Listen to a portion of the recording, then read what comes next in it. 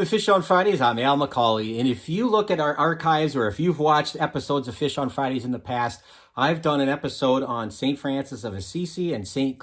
Catherine of Siena, my patron saint and my wife's patron saint, respectively. I've done an episode on St. Bridget of Kildare, our oldest daughter's patron saint, St. John of God, who is our son's patron saint.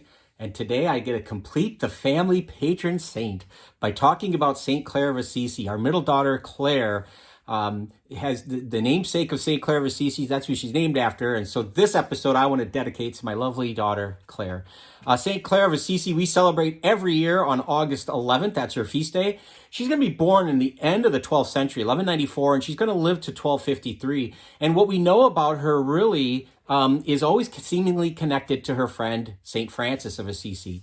In fact, it's hard, you'd be hard-pressed not to find them together in almost any kind of biography, certainly in the Litany of Saints, things of that nature. They're always mentioned together, and they were very similar. Francis was born into wealth, as was Clare. Clare was born into, in fact, more wealth than Francis. She was born into nobility, but she was very much attracted to Francis's message of simplicity, of the gospel simplicity, of living humbly, and of service to the poor. She was so drawn to that, and it was almost like a magnet. And she said, "This is it. This is where I have found my mission, what I'm to do with my life. My vocation is to live this out in my life." And so she had this great religious zeal, and she decided she was going to renounce her inheritance, her nobility, and she was going to join Francis in this life of poverty and service. So in 1212, the year 1212, at 18 years of age, she is going to, and it's on Palm Sunday, she's going to go to Francis and his brothers and ask to join the order. And so he is going to cut her hair ceremoniously. It's called a tonsure. It's a form of humility and simplicity, but and gave her a veil of a poor woman, of a poor lady. In fact, that is what she is going to call her first followers, the gathering of her group, this religious order that she's going to found, eventually going to found, is called she called the Poor Ladies. Now, today we know them as the Poor Clares, but back then they were known just simply as the Poor Ladies. And again, they were known as people of great faith, great prayer life, humility, service to the poor. It's interesting because her first followers were her mom, her aunt, and her sister. So she clearly had an impact in her own family in terms of converting people to this way of life. It took a long time for the church to officially approve her order. In fact, it's not going to happen until 1228. Pope Gregory IX is going to say, it's a little harsh that you're doing this. You want to live so austerely as women. At the time, it was looked at that women couldn't live like this the way men could, that they weren't strong enough. But eventually, Gregory IX approved, and the religious order was made official. And so they were okayed, if you will, to live these lives of poverty and service to others. In fact, her religious order, when it began, so many people started to become attracted to her way of life, much in the same way Francis did, that they needed some order. And so she was recognized as its first abbess, or religious order leader. She was a female monastery leader for all intents and purposes. And where Francis and his brothers could go out into the world, Clare could, but Clare and her sisters had to do that with some of the friars from Francis's order to accompany them, because it was very dangerous for women to be out by themselves. So they were kind of cloistered, but also out in the world. One of the great stories about St. Clare, in fact, one of the miracles she's almost always attributed with in art and iconography, you see her holding a monstrance, the vessel that we use to display the Blessed Sacrament, the Eucharist. In 1234, there was a group of Saracens who were attacking Italy, central Italy, where she lived, and were overrunning pretty much the local forces. And Clare, although she was not feeling well, went into the chapel of the monastery and removed the Eucharist in the monstrance, took it out and held it up. And it was said that at the sight of this, the Saracens cowered and they fled. They ran away. And so her real strong devotion to the Eucharist, you could say, paid off.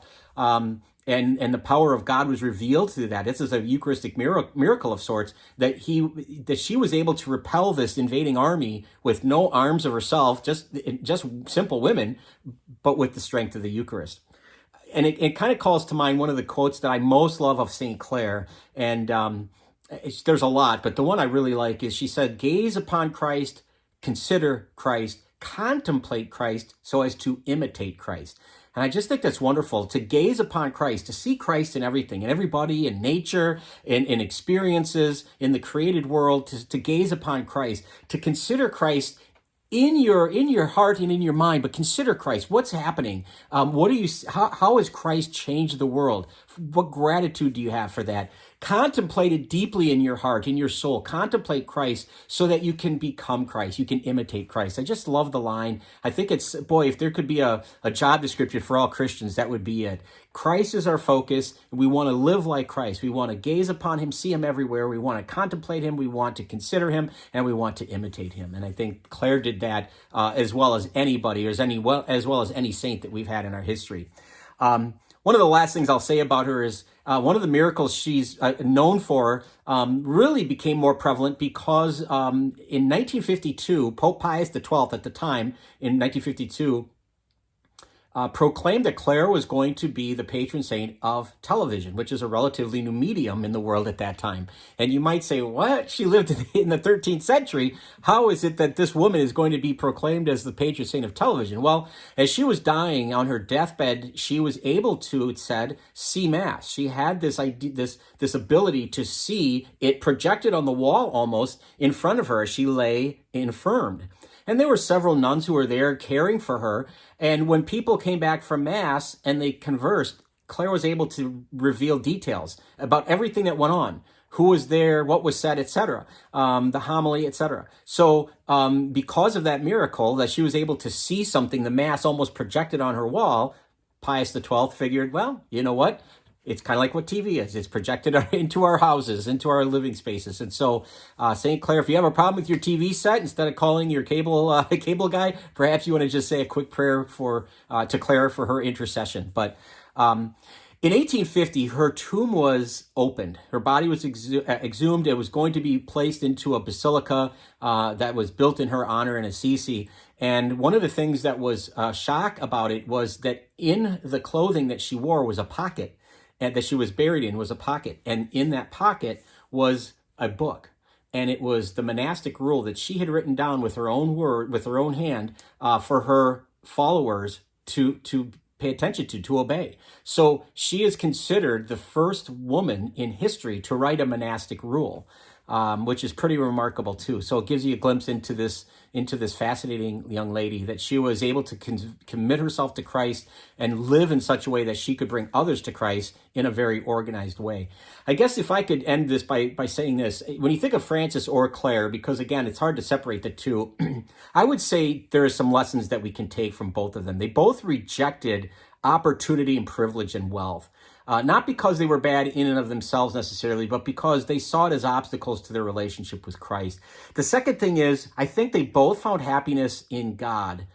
We tend to find happiness in the creations as opposed to the creator. And I think Frances and Clare remind us that it's really all good gifts come from God. And that's what we have to pay attention to, is the creator, not the creation. And the last thing I would say is this. Frances and Clare lived a very intimate, close life together. They were deep friends. They loved each other dearly, and that's clear by any biographer of either of these saints is going to remark about that. I would suggest to you in our own day and age to remember that it's possible to love others by seeing Christ in them, not by possessing them, not by using them, not by getting something from them, but just because you see Christ in them. And I think Frances and Clare had this almost symbiotic spiritual relationship where they kind of fed off of each other, and they saw Christ in each other first and foremost, which is what attracted them to each other, which is why they had such a deep friendship and a deep love for each other. And I think it's a good model for us to follow, that we can have good friends that we love, that we want to be with and spend time with because we see Christ in them first. Anyway, that's St. Clare. So St. Clare of Assisi, wonderful saint to know. Again, shout out to my daughter, Clare, because this is her patron saint. So thanks for watching. If you know someone named Clare and you want to share this information, that'd be great. Either way, we'd love it if you'd subscribe to our YouTube channel and follow us on Facebook. But please keep tuning in every Friday for Fish on Fridays. Until next time, please be good to each other and God bless.